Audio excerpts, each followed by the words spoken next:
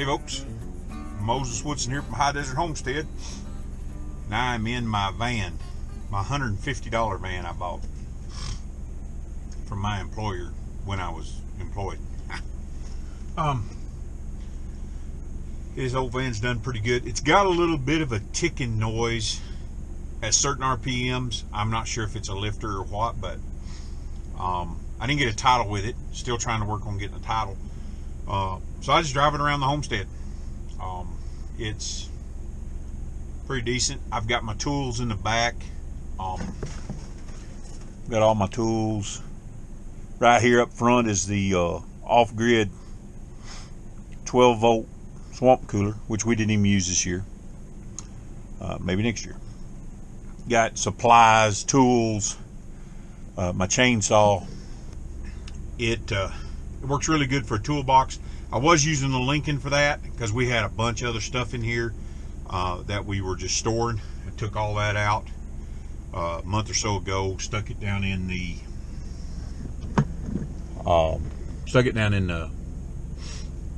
one of the tents down there. You can see we've cleaned up around here a little bit. But I'm gonna go down and take and cut some wood this morning. It's pretty chilly. It's about 45 degrees with the wind blowing. The sun is out, but it is overcast. We may get a little bit of moisture out of it, hopefully. I just want to take you around and show you what we've got done on my way down to the bottom, what we call the bottom. It's one of our bottoms. That's our lower bottom. This up here is our upper bottom. We have a ridge that runs northeast to southwest on this property, and we've kind of built everything on this ridge, and the bottoms are going to be for planting and that sort of thing. Seeing what we can grow, how much of it we can grow, to where it'll do us some good, and try to balance out, you know, the effort and the water to the harvest. So I'm gonna take you back here and kind of show you what we've done a little bit, and just drive around a little bit and get this day started.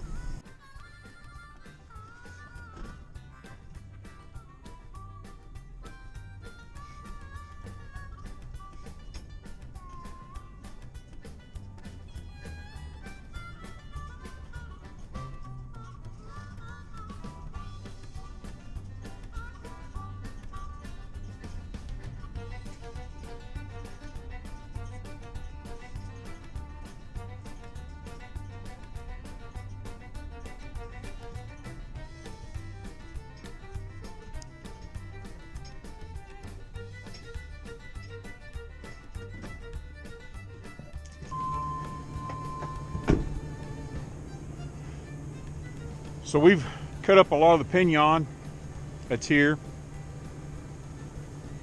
Still has some tops, got a big tree there. We've trimmed this tree back. Actually took out one of these trees, and I may take out another one. The problem with these trees is, excuse the wind. The problem with these trees is there's too many of them in one spot, and there's too much foliage trying to stay active. We've had a dog chained to this tree here, and an Aussie dog. So I got to trim off a few more limbs, these lower limbs. The more lower limbs you take and trim off, the taller the tree's going to grow and the straighter the tree's going to go. These limbs, they get heavy and they pull the trees down, as you can see, to the outside. And it's pulls the trees out, and they don't have enough room in the base to grow. So by cutting this tree out, you can already see where these have made divots for the other log. So by cutting this out, it allows that base to spread out a little bit. But we're just doing a little at a time. Here's our tractor graveyard. The kids are hauling water in this old truck for the horses. They built this pen for the horses, but we're making a stave fence out of this. We'll put more stays in as I cut them. where we're finding good stays. It's hard to find good straight stays out here.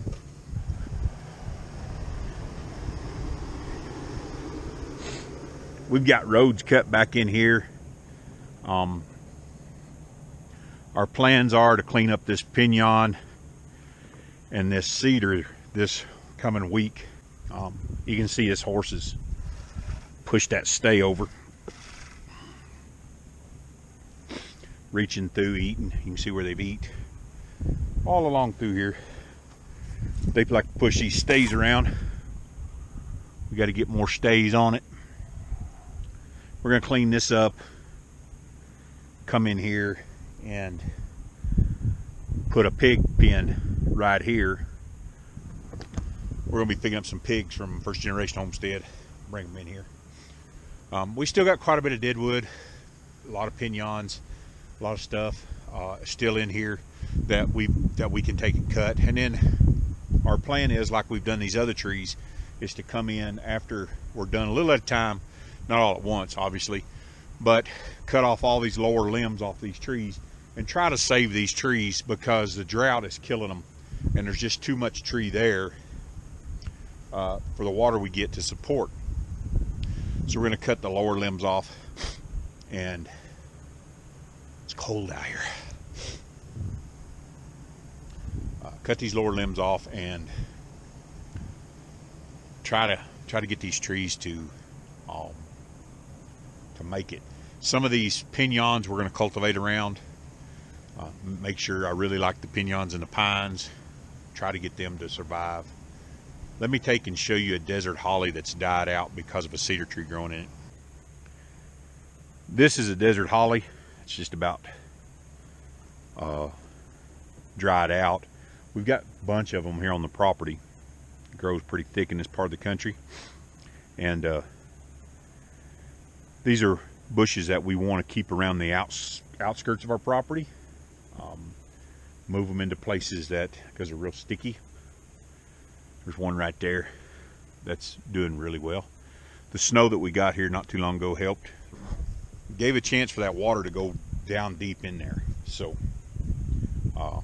our compost bin, we've been composting manure. You've seen some cow manure over there. We're composting some manure. The dirt from under these trees is really rich. It's got a lot of natural compost in it from the needles and the stuff that's rotted under there, vegetation. First one thing, another, we're adding that. And then we add our hand washing water to that. It's a gray water, so we're adding that to that. And it's composting pretty good. We add our, stuff you would normally compost. We put down tarps so that none of it would leak away. It would actually stay in there. Mike over at First Generation Homestead, he took and he gave us some worms when we went fishing last time over there, and it worked out really well. So we put those in there, and that'll help break down the organic matter. We had cardboard, first one thing another to it. Right here where this brush pile is, and we've got a lot of brush, we're going to put a greenhouse in here, maybe a couple small ones. When we get done with the tents, we're thinking about, once we get a workshop built, we're thinking about using those, taking those tarps off of them. We're thinking about putting greenhouse material over top of it and putting them out here and anchoring them down and making a greenhouse. Those, when it's stretched tight, those things stand up really well to the weather. And we can roll them up during the hardest part of the winter and then put them back during the early spring. About February we can take and start planting some greens, and first one thing another. This is also our area where we're going to put our chickens. I'm going to build a chicken tractor with a house on it. Make like a hoop house out of cattle panels and some 2x6s, and get it to where it's got a bottom on it so that nothing can get in there. Maybe a snake be about the only thing can get in there. But our birds, I want to make it at least 12 feet long with a small hutch. We're not looking to get 25 or 30 chickens. We're just looking to get maybe 5 or 6 chickens, get enough eggs to eat for the day, and then we might get some meat birds later on once we get a big enough solar system to run a freezer. Right now, we don't even have our solar system set up yet. We're just using a little small solar setup. So I'm gonna take you around, go down to the lower bottom. This is what we call our upper bottom. The ridge runs up through here. The workshop's up on the hill where we're gonna put the houses up on the hill. On the other side of this ridge is our lower bottom. Funny how places get names. Just our upper bottom, lower bottom. Kind of neat little deal. I'll take you around where we've cut some roads and take you out and show you how the land lays.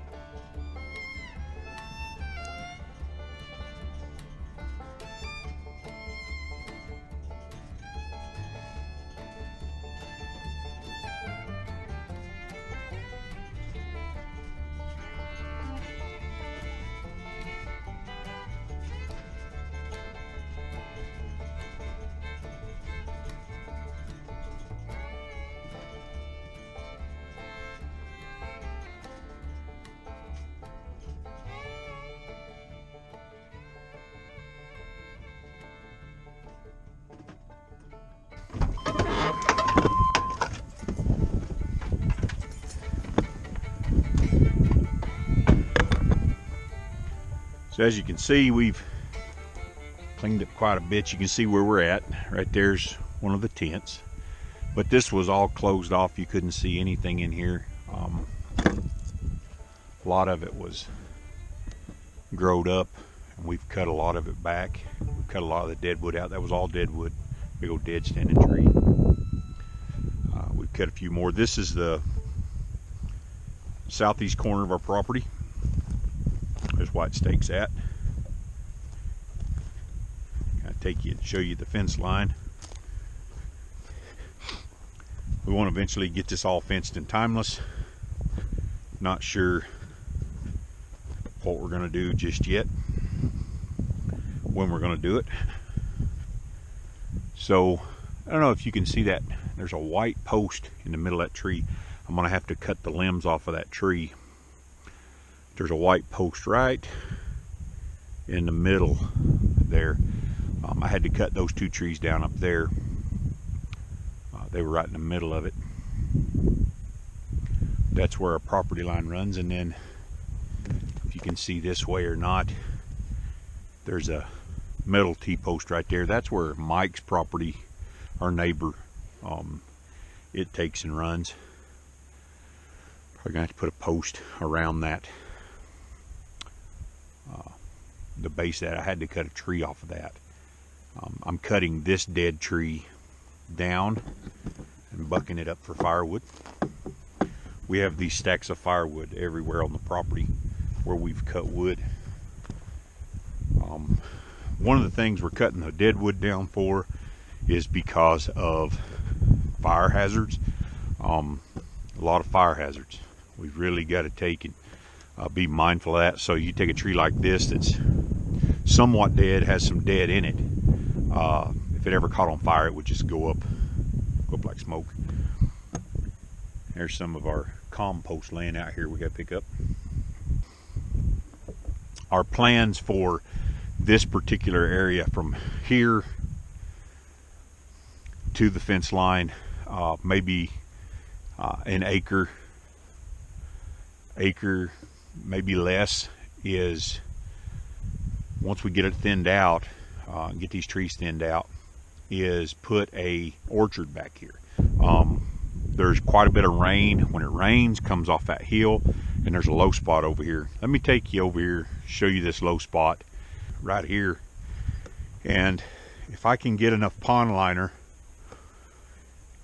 and figure out a way to cover it, some people say styrofoam, some people say golf balls. There's a lot of water that just runs off this hill and soaks in right here. It's real sandy. We're going to clean up this dead pinon here this week, and we're thinking about digging a pond right here and putting down environmental liner even on that hillside, so that when it does rain, the water comes in there. But we've got to have some way to keep it from evaporating.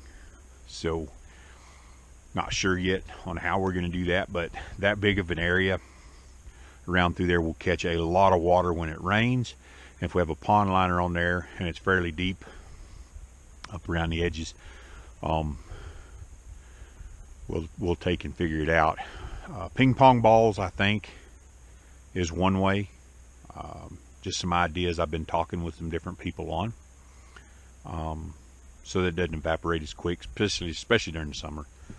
This ground evaporates pretty good with the wind and everything, so you're going to lose a little bit, but we can pump it out of there over this little rise with a solar pump and water an orchard.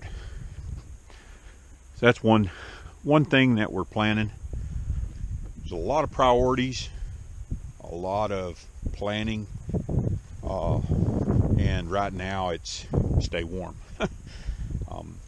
I have a lot of plans, and we have to, like I said before, we're doing this as we take and have the money. So it may start out with one fruit tree and a container out here, but you know what they always say, if you're going to plant a tree, best time to do it's yesterday. So we're going to take and continue working on this little area down here, but that's our plans. I'm going to go down here and get to work, get to sawing some wood up, and thought I'd take you around and show you some of that, show you some of our plans, and show you some of the place. Till next time, we'll see you down the road.